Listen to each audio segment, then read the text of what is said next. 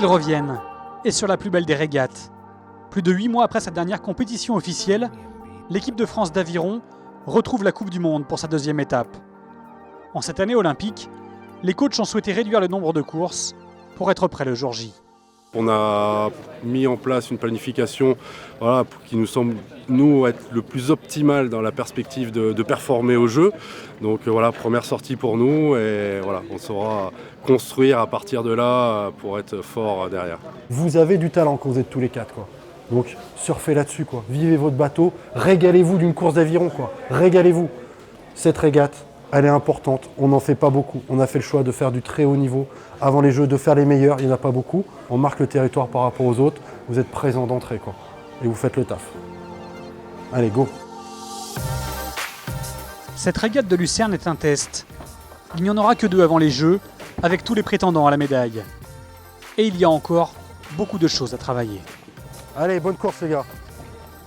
Mais cette course éliminatoire ne se passe pas aussi bien que prévu.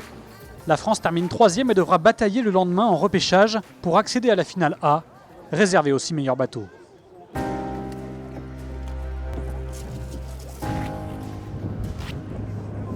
Les médaillés de bronze mondiaux ont pris un coup sur la tête. Mais pour leur coach, pas question de casser leur confiance. Le truc, il n'est pas très grave de passer par le repêche parce qu'on est en train de bosser et ici on est là pour ça. Et sur les chronos, vous les verrez, vous êtes loin de rien, quoi. GBR 5,56,3, France 5,57,58. Vous n'êtes pas à la rue, toi, vous êtes dans le bon wagon. Samedi matin, sous la pluie, pendant que leurs rivaux sont à l'hôtel, les Français retournent à l'eau pour accrocher leur qualification en finale. Lucerne, notre première compétition, on fait que 2 compètes, on est là pour faire des courses. Donc elle est importante. Elle est importante pour continuer la construction. Et peut-être pour qu'on y prenne un peu d'avance du coup, vu qu'on a une course de plus. C'est votre attitude qui va compter, quoi. C'est maintenant, on est bien sur la Coupe du Monde, il y a les clients pour les Jeux, ils sont là. Voilà. Vous ne faites pas marcher dessus, quoi.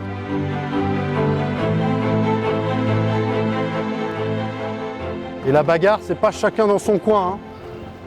La bagarre, c'est quand ça part dans le bateau, ça embraye ensemble, hein. Un coup, un seul, c'est...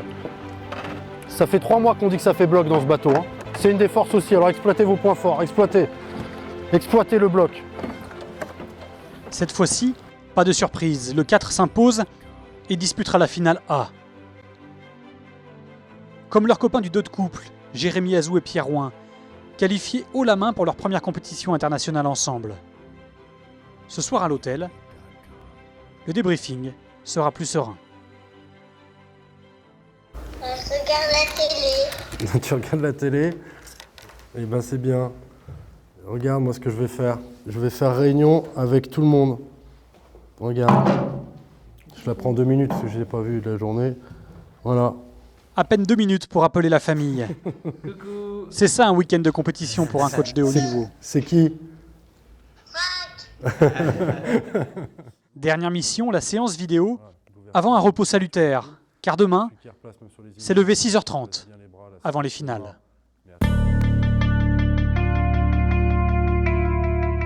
Chez les poids légers, une journée de course commence toujours par la pesée. 70 kg maximum pour tous les rameurs, avant la collation obligatoire dans les coursifs du plan d'eau. Pour le 2 de couple et son nouvel équipier, l'équation est simple. Il faut gagner pour valider la sélection des coachs pour les JO. Sur la course, on se redit juste ce qu'on s'est dit hier.